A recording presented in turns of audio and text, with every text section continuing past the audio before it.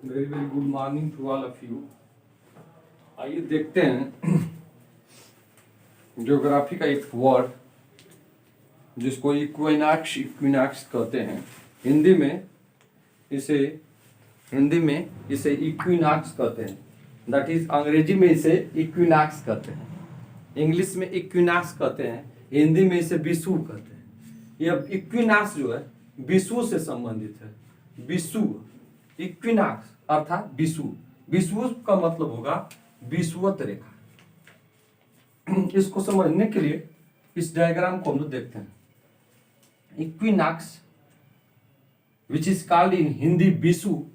To understand this term, we must see this diagram. हमें यह diagram समझना होगा। जैसा कि आप जानते हैं कि पृथ्वी सूरज का चक्कर जो है, सूरज का चक्कर एक इलिप्टिकल ओवल पाथ पर लगाती है या जियोट पाथ पर लगाती है, जैसा कि इस डायग्राम में देखा जा सकता है। इसका मतलब वह अंडाकार या दीर्घवृत्ताकार। वृत्त को खींच दिया जाए ऐसे ऐसे, तो खींच दिया जाए तो ये बन जाएगा ओवल और जियोट बन जाएगा। यहाँ पर आप देख रहे हैं 21। यहाँ पर पृथ्वी जो है, पृथ्वी पर मौसम का परिवर्तन, चेंजेस ऑफ द सीजन का कारण दो चीजें मिलकर पृथ्वी पर सीजन के बदलाव के लिए जिम्मेदार होती हैं। Two things are responsible for the change of seasons upon the earth. First is revolution, अर्थात इसका सूरज के चारों तरफ चक्कर लगाना, एंड सेकेंड इज टिल्टेशन, अर्थात पृथ्वी का अपने एक्सिस पर 23.5 डिग्री झुका होना। 23 डिग्री झुका, ये दोनों मिलकर मौसम में बदलाव का कारण बनते हैं। कुछ समय तक पृथ्वी का उत्तरी ध्रुव सूरज की ओर झुका होता है। तो उत्तरी ध्रुव जब सूरज की ओर झुका होता है, जैसा कि आप फिगर में देख सकते हैं कि यहाँ उत्तरी ध्रुव, ये वाला देखिए उत्तरी ध्रुव सूरज की ओर झुका है। अगर ये झुकाव नहीं रहता धरती का, ये उत्तरी ध्रुव, अब ये देखिए उत्तरी ध्रुव इस वाले फिगर में, ये फिगर में अगर इस फिगर को और थोड़ा सा सही कर दिया जाए, क्योंकि धीरे धीरे झुकाव की स्थिति को दिखाने के लिए इस फिगर को थोड़ा और मोड़ दिया जाए।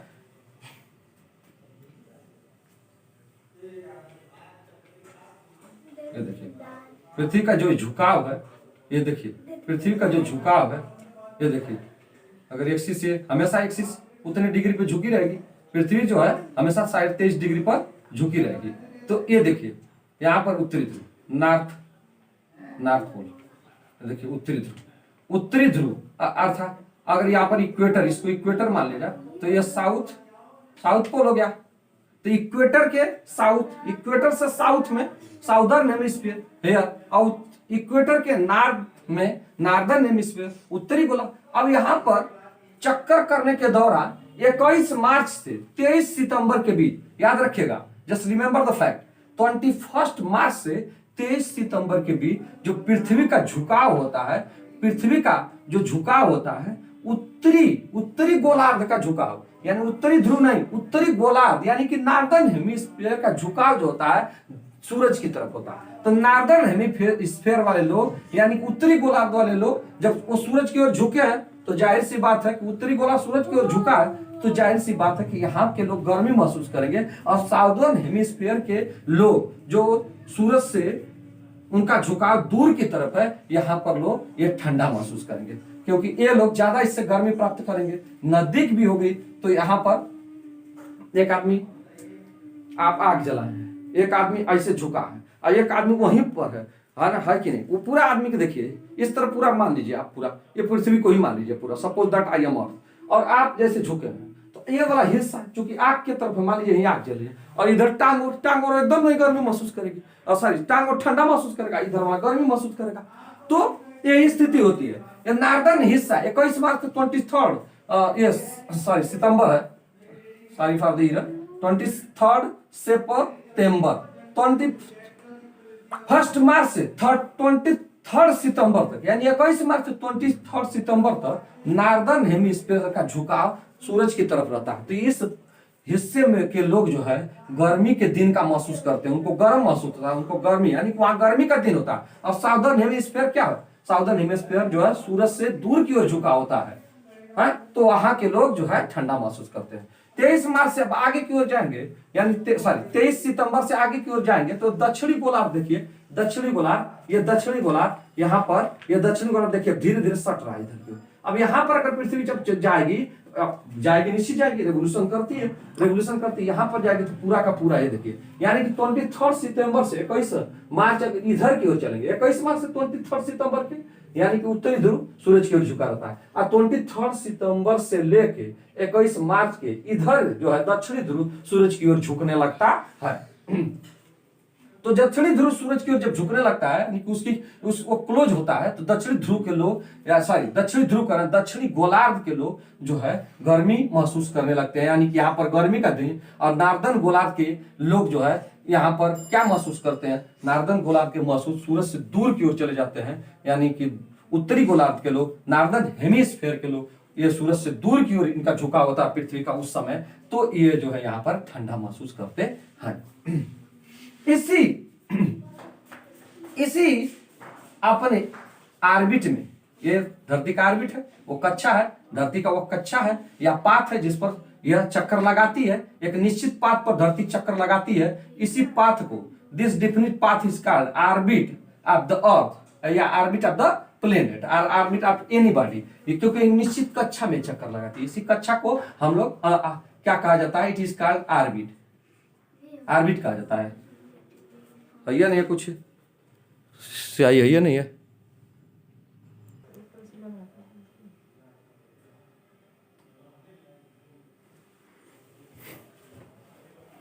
अब यहां पर देखें, इसी क्रम में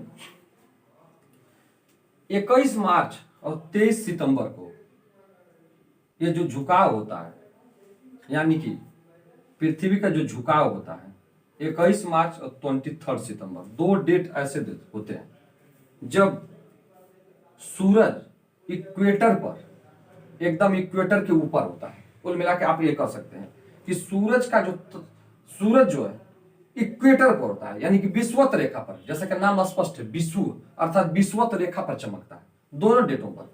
तो इससे क्या होता है कि ग्लोब पर अर्थात पृथ्वी पर समान लंबाई के और समान लंबाई के दिन और रात होते हैं। एक बार और देख लें, 21 मार्च के दिन इस अपने ऑर्बिट में घूमते घूमते, अपने ऑर्बिट में जब पृथ्वी घूम रही होती है, चक्कर लगा रही होती है, तो 21 मार्च को और 23 सितंबर को पृथ्वी के का न तो उत्तरी गोलार्ध और न तो दक्षिणी गोलार्ध, दोनों जो है, दोनों डेटों पर, चाहे 21 मार्च की बात करें चाहे 23 मार्च की बात करें, दोनों डेटों पर there is no tiltation, no poles are tilted to the sun या टूवर्ड द सन। दोनों पोलों में से कोई भी पोल, चाहे उत्तरी पोल हो चाहे दक्षिणी पोल, चाहे उत्तरी गोलार्ध हो चाहे दक्षिणी गोलार्ध, दोनों गोलार्धों में से या दोनों पोलों में से कोई भी पोल का, यानी कि जो पृथ्वी का झुकाव होता है 23.5 डिग्री का, वो 23.5 डिग्री का झुकाव जो होता है, वो जो है एकदम कोई भी झुकाव नहीं उस दिन होता है। इससे क्या होता है, ये सूरज की जो रोशनी होती है इक्वेटर पर पड़ती है, भूमध्य रेखा पर पड़ती है। आप देख सकते हैं, अगर पृथ्वी के बीच का, अगर ये पृथ्वी है तो इसके बीच की ये रेखा है, इसी को एक काल्पनिक रेखा खींची गई है, पृथ्वी को दो बराबर भागों में बांटती है, तो इसको इक्वेटर रेखा कहते हैं। इक्वेटर इंग्लिश में कहते हैं, हिंदी में कहते हैं विषुवत रेखा या भूमध्य रेखा, यानी कि विषुव पर पड़ती है। विषुव कब? 21 मार्च और 23 सितंबर को। कोई भी ध्रुव जो है या कोई भी हेमिस्फेयर सूरज की तरफ झुके नहीं होते हैं और या सूरज से दूर की तरफ नहीं होते हैं। लगभग पृथ्वी जो होती है उसका झुकाव जो होता है नहीं, खत्म हो जाता है, यानी कि टिल्टेशन लगभग समाप्त, एक ही तल में हो जाते हैं सूरज और पृथ्वी। इन दोनों डेटों पर एक तल में हो जाते हैं। इससे क्या पड़ता है, तो इक्वेटर पर रोशनी पड़ती है। जब इक्वेटर पर रोशनी पड़ती है, इक्वेटर के ऊपर सूरज होता है, ये कहने का मतलब ये है इक्वेटर के ऊपर अपीयर होता है। तो जब इक्वेटर के अपीयर के, अगर मान लीजिए इक्वेटर है, इसके ऊपर अपीयर होता है, तो दोनों तरफ क्या करता है, समान मात्रा में ये रोशनी देता है। इससे क्या होता है कि इन दोनों डेटों पर we have, same length of length, length of days and nights, that is 12 hours of day, 12 hours of day and 12 hours of night, आइए चलते हैं यहां पर कैसे इसको लिख सकते हैं। The word equinox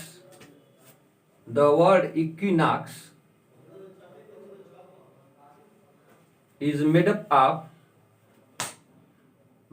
of two words, equi and nox. Equi means equal and nox means night.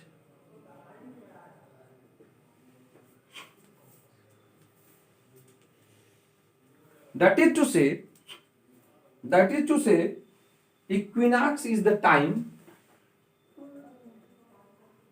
equinox is the time, equinox वह समय है। यह वर्ड इक्विनॉक्स दो शब्दों से मिलकर बना है, इक्वी और नॉक्स से। इक्वी का मतलब होता है इक्वल और नॉक्स का मतलब होता है night. Equinox is the time when, क्या शोर कर रहे हो? Equinox is the time when we have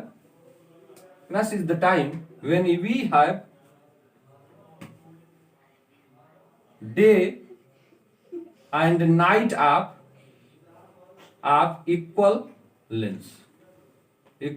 Length, lengths, equal length।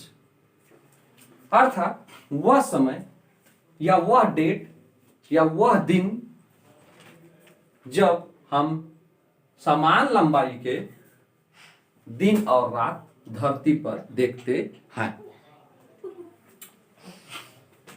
This happens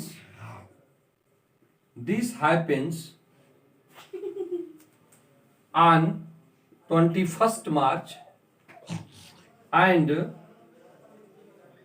23rd September,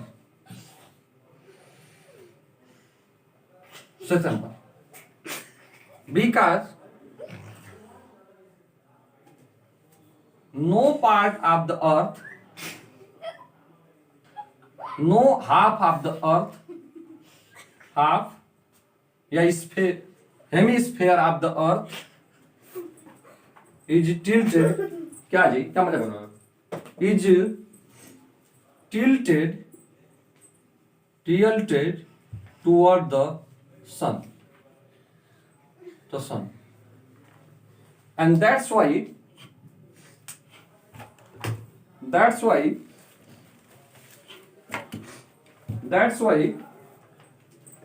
the rays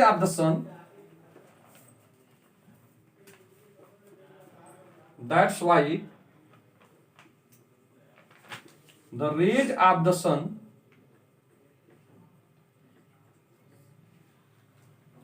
and the sun appears at the equator, just above the equator. That's why the rays of the sun falls at the equator,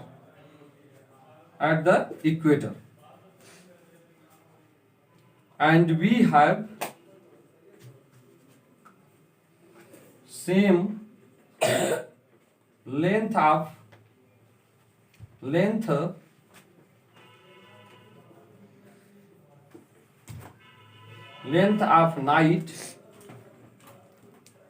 nights and days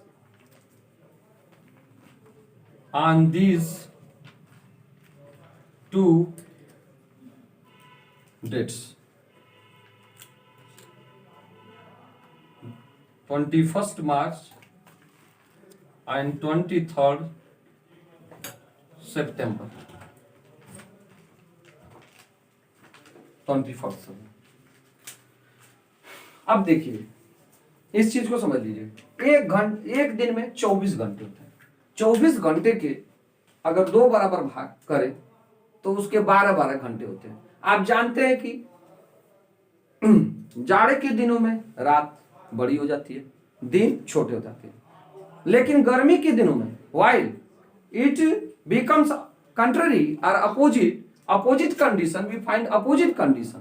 हम देखते हैं कि गर्मी के दिनों में in summers the days are longer than the nights, दिन बड़े हो जाते हैं। ये झुकाव की वजह से ही है।